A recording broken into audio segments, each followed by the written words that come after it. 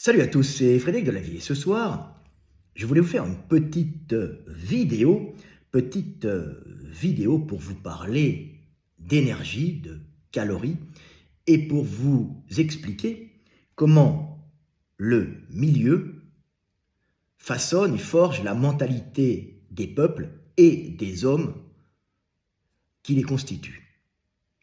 Pour cela, je vais vous lire un texte que j'ai écrit il y a quelques années, texte qui passe en revue les principaux types de peuples façonnés par les principaux milieux que l'on peut rencontrer sur notre planète et dans l'univers. Ce petit texte, ou texte relativement long, s'appelle « L'âme des peuples ». La mentalité des hommes et celle des peuples est façonnée par le milieu et l'apport énergétique qui influe directement sur la culture, l'organisation sociale, mais aussi la physiologie et la génétique des individus. En prenant du recul et en observant le monde, on peut classifier la mentalité des peuples par leur relation à leur milieu et la façon dont ils en prennent et en reçoivent l'énergie. Malgré la diversité géographique et climatique entraînant la diversité des peuples, on peut globalement classifier la mentalité des hommes en fonction de 3 constantes énergétiques liées au milieu. Ces 3 constantes énergétiques liées au milieu, générant 3 types d'hommes et 3 types de mentalités, sont les milieux à calories constantes, les milieux à cycle abondance-manque et les milieux à calories limitées.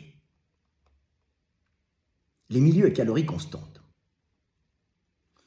Les milieux à calories constantes, comme l'Afrique subtropicale humide, baignée de soleil, arrosée par ses pluies tièdes, génèrent une nature luxuriante, offrant aux hommes qui y vivent un apport calorique constant leur permettant de manger tous les jours à leur faim et une douceur climatique ne les obligeant pas à inventer et à bâtir pour se protéger de la rudesse du climat. Cette nature généreuse, offrant un apport alimentaire constant, génère aussi une luxuriance de la faune microbienne, parasitaire et des prédateurs en tout genre. Et si il y est facile de trouver de quoi manger, il y est aussi facile d'y être mangé. Dans ce milieu généreux, pour son apport calorique, la mort et la maladie peuvent survenir à chaque instant. Et il est important pour les hommes de transmettre la vie le plus vite et le plus souvent possible pour maintenir une population constante et contrebalancer les décès dus à cette luxuriance prédatrice de la nature. Les hommes vivant dans ce milieu ne sont donc pas préoccupés par l'avenir et sont entièrement tournés vers l'instant. Vivre l'instant présent, ici et maintenant, jouir du monde et transmettre la vie le plus souvent possible avant de mourir. Car la nature donne en abondance, mais prend aussi souvent. Les hommes de ces milieux à abondance calorique constante sont confrontés, dès leur plus jeune âge, à la maladie, à la mort, à l'amour et aux naissances. Ils connaissent donc très tôt le sens de la vie sans avoir à faire de longues études en philosophie. Et malgré le peu d'intérêt qu'ils portent à l'anticipation et à prévoir l'avenir, ils savent instinctivement que l'essentiel c'est de vivre l'instant, aimer et être aimé avant de mourir. Et même s'ils n'ont pas généré des civilisations technologiques et que leur milieu ne les pousse pas à se protéger spirituellement dans l'avenir, à se projeter spirituellement dans l'avenir pour pouvoir prévoir et anticiper, ils ont une grande culture philosophique analysant l'instant présent pour vivre au mieux en se souciant peu de l'avenir, car la mort, ce n'est pas demain. La mort peut survenir à chaque instant. Les milieux à calories constantes génèrent donc des hommes ayant une grande conscience de l'instant, peu angoissés par l'avenir et essayant de profiter au maximum de cet instant et de jouir du monde le plus fort et le plus vite possible avant de mourir. Mais n'ayant pas le besoin angoissé et la capacité des hommes vivant dans les milieux à cycle à alternance manque de se projeter spirituellement dans un avenir lointain par de puissants calculs pour anticiper les événements afin de maîtriser le monde. Les milieux à abondance manque. Les milieux à cycle abondance manque sont les milieux qui ont généré ce que l'on appelle les grandes civilisations. Mais il serait plus convenable de les nommer les civilisations technologiques. La cause de ces cycles énergétiques peut être diverse et variée en fonction des climats et de la géographie. Mais plus que le climat et la géographie, c'est le cycle en lui-même qui génère la civilisation technologique. Le fait d'être obligé de prévoir l'avenir, d'anticiper le manque énergétique pour ne pas mourir. Que ce soit en Égypte, dans un climat désertique, en Chine ou en Europe, dans un climat plus froid et tempéré, les grandes civilisations technologiques sont apparues et se sont bâties sur la nécessité pour survivre de construire et de cultiver pour accumuler et stocker et se protéger des intempéries et ainsi survivre à la mauvaise saison, à la saison du manque calorique. Les Égyptiens avaient fondé leur civilisation sur la maîtrise des crues cycliques du Nil en creusant des canaux et en utilisant le limon charrié par le fleuve pour multiplier les rendements des cultures, pour pouvoir stocker assez d'énergie pour survivre à la saison sèche. Le même phénomène fondateur de civilisation s'est réalisé plus au nord, en Europe ou en Chine, où l'hiver a obligé les peuples à innover afin de multiplier le rendement des cultures, afin de stocker de l'énergie pour survivre à la mort de la nature. Les cycles abondance-manque produisent donc par sélection génétique des hommes angoissés, dépressifs, calculateurs, accumulateurs obsessionnels, incapables le plus souvent de jouir de l'instant et ne trouvant le repos de l'esprit et la sérénité que dans la projection mentale future en vue de maîtriser par de grands calculs l'avenir. Car l'avenir pour ces hommes passe obligatoirement par le manque énergétique et la mort future de la nature qu'il faudra surmonter. Les civilisations technologiques découlant de l'alternance des cycles, sont donc fondées sur la nécessité d'anticiper, de calculer l'avenir pour survivre. C'est pour ça qu'elles inventèrent toute l'écriture et une science mathématique complexe dont la fonction initiale était d'anticiper l'avenir en vue de produire, de générer, de comptabiliser et d'échanger des stocks énergétiques fondamentaux à la survie.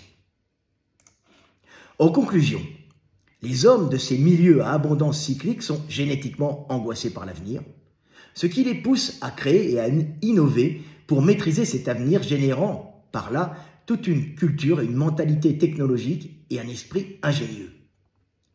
Ils ont aussi une organisation extrêmement hiérarchisée pour optimiser le travail, enlevant toute spontanéité aux hommes et les obligeant souvent à avoir recours à des drogues acceptées culturellement pour retrouver artificiellement cette spontanéité perdue, essentielle dans leurs rapports sociaux, affectifs, intimes. Bien que ces milieux à cycle abondance-manque sont à la base des plus grandes inventions humaines et des plus grands progrès technologiques et scientifiques, il est aussi responsable du pillage frénétique de la planète, car l'angoisse de l'avenir, produite par l'alternance des cycles, entraîne chez les hommes des comportements globaux pathologiques, avec un besoin obsessionnel de prendre et d'accumuler. Prendre plus qu'il ne faut, accumuler sans limite, pour combler cette obsession génétique du manque, entraînant à plus ou moins long terme des rééquilibrages énergétiques par la guerre. Milieu à calories limitées. Les milieux à calories limitées sont les milieux où la nature, par sa situation géographique et climatique, apporte aux hommes d'une façon constante assez de calories pour survivre, mais dont la quantité limitée restreint terriblement la démographie et oblige les hommes qui y vivent à pratiquer des règles sociales très strictes dans le but de réguler la consommation des individus et les naissances et éviter une surpopulation entraînant famine et conflits guerriers. Dans ces milieux relativement pauvre, les hommes sont souvent accueillants avec l'étranger de passage, car ils voient en lui une source éventuelle d'échange et de commerce, et un point d'accueil possible pour se loger lors de leur déplacement en vue d'échanger commercialement. Mais que l'étranger ne vienne pas s'installer définitivement chez eux, car le manque calorique constant en ferait une concurrence à éliminer. Les hommes de ces milieux à calories limitées sont donc accueillants, mais aussi extrêmement agressifs et réactifs quand ils sentent que leur survie énergétique est compromise. Ils accueillent le cœur sur la main aussi vite qu'ils éliminent la concurrence énergétique potentielle. Ce manque énergétique pousse les hommes à la réactivité, prendre le plus vite possible l'énergie et se défendre contre la concurrence le plus rapidement possible, agissant souvent avant d'analyser, ce qui est dans un milieu pauvre et extrêmement concurrentiel le meilleur moyen de survivre. Agir vite, analyser après. Les habitants du Maghreb et les Arabes du Moyen-Orient font partie de ces peuples forgés par le manque, bien que les causes du manque énergétique constant soient différentes. Au Maghreb, la terre est relativement riche, mais la limitation des terres riches, enclavées entre la mer Méditerranée et le désert du Sahara, limite considérablement la croissance démographique. Et les terres riches en quantité limitée sont défendues âprement par leurs possesseurs, obligeant, dans un passé encore récent, les populations pauvres poussées par la surpopulation à se tourner par obligation vers le commerce ou vers la razzia plus facile à pratiquer sans apport de base. Une mentalité assez similaire peut être observée chez les populations arabes du Moyen-Orient, où la vie dans un milieu semi-désertique limitait considérablement l'apport calorique issu des cultures et donc le développement démographique. Les hommes devaient donc, par des lois sévères, réguler les relations sociales et réglementer les mariages, n'autorisant l'accès des hommes au mariage que pour ceux qui avaient assez d'énergie accumulée, de biens, de bétail et de terres pour nourrir leurs futures femmes. Et ceux qui n'avaient pas assez de biens étaient condamnés, pour trouver fortune, à partir à la conquête du monde par le commerce ou la razzia. Le milieu semi-désertique à calories limitées du Moyen-Orient arabe génère donc le même type d'hommes que le Maghreb. Des hommes agressifs, très réactifs, toujours prêts à défendre leur territoire si précieux contre la concurrence éventuelle, mais accueillant avec l'étranger de passage, qui peut être une possibilité de commerce, d'échange énergétique ou un point d'accueil lors de leur déplacement. Voilà, petite vidéo du soir Espoir pour vous parler des hommes et pour vous montrer que les peuples et les hommes sont formés culturellement et génétiquement par le milieu. C'est le milieu qui nous fait, mais nous faisons aussi le milieu, nous modifions l'espace dans lequel nous vivons. Voilà. Voilà. Est-ce que j'ai d'autres textes à vous lire qui sont sympas? 13 minutes. On va peut-être rester un peu sur les civilisations technologiques. C'est toujours intéressant de comprendre comment fonctionne le monde et pourquoi certains peuples génèrent des inventions et des technologies alors que d'autres restent irrémédiablement dans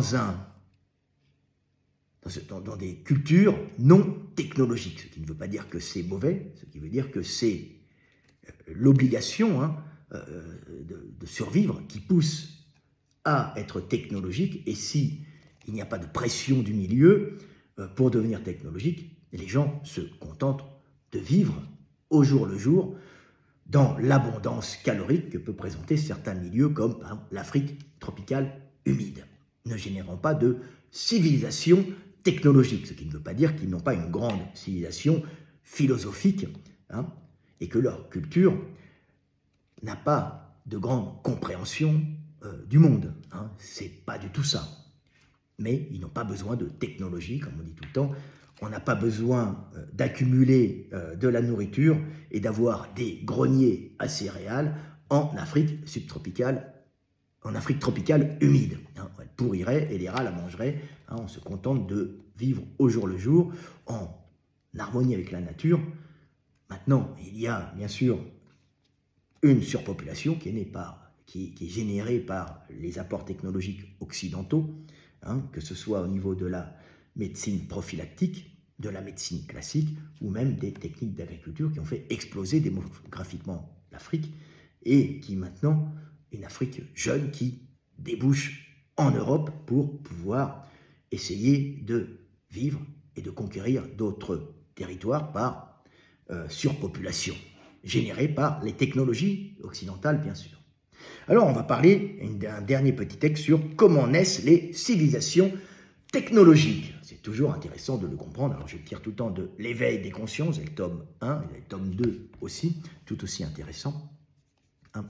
Donc, je vais vous lire un petit texte qui s'appelle « Comment naissent les civilisations technologiques ».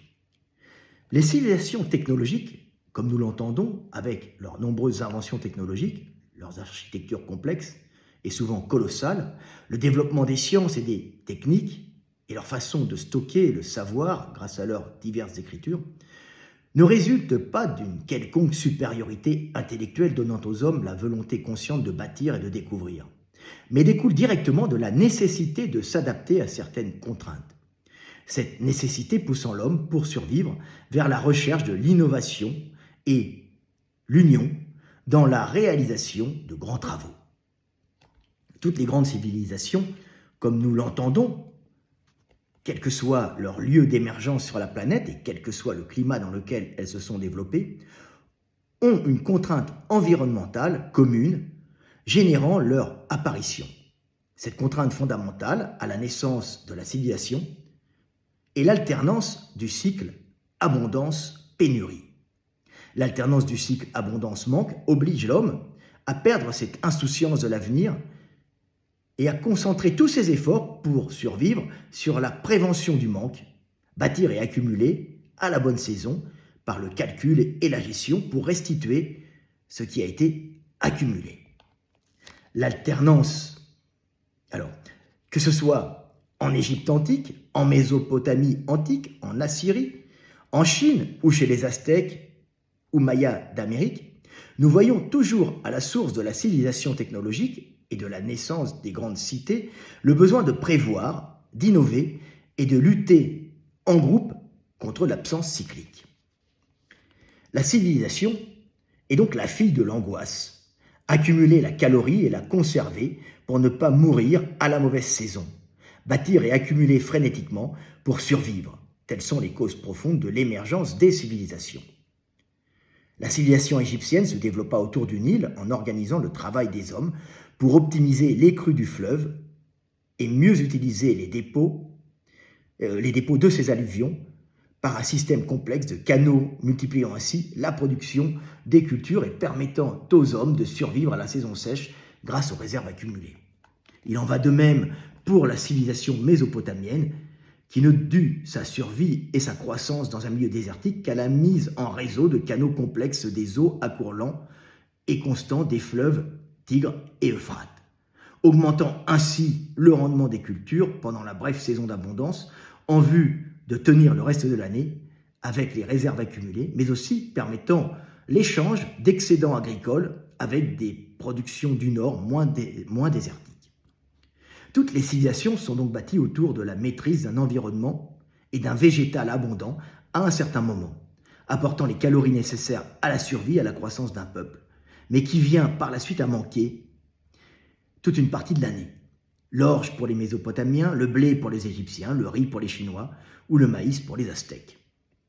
L'homme civilisé est donc le fruit du cycle abondance-manque, obligé de maîtriser son milieu et de le transformer, d'innover et d'inventer pour produire et accumuler à la bonne saison, de bâtir pour protéger ses réserves des intempéries et du pillage, de gérer des stocks pour les restituer le mieux possible, et enfin, de s'organiser militairement pour défendre ses réserves. Voilà, petite vidéo, petit texte qui, je l'espère, vous fait comprendre que nous ne sommes pas grand-chose, que nous ne sommes que les enfants du milieu, que c'est le milieu qui nous forge et non notre volonté personnelle. Hein. Nous sommes façonnés par l'univers qui nous entoure et nous sommes ce que le monde fait de nous. C'était Fred Delavier. Je vous aime et paix sur terre, mes frères et sœurs, qui venaient de nombreux milieux, de milieux à calories limitées, à calories constantes, ou à cycle abondance manque. Je vous aime et paix sur terre, mes frères et sœurs.